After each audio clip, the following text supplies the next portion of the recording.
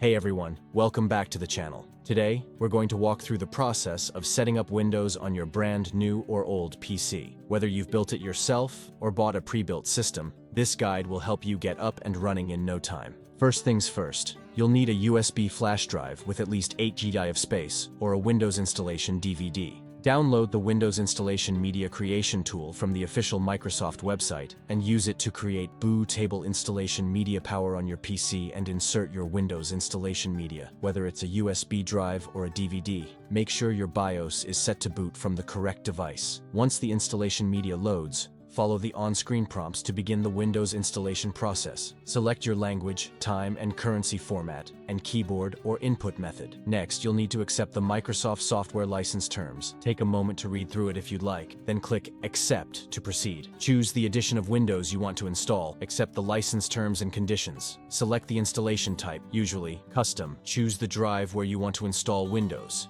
if you have multiple drives. Now, you'll need to partition your hard drive. If you have multiple drives, select the one where you want to install Windows and click Next. Sit back and relax while Windows will now copy files, install features, and update settings. This may take some time, depending on your system's hardware. Your PC may restart several times during the installation process. Make sure not to interrupt it. Once the installation is complete, you'll be prompted to set up Windows. Choose your region, language, and keyboard layout. Connect to a Wi-Fi network, if available. Create or sign in with a Microsoft account.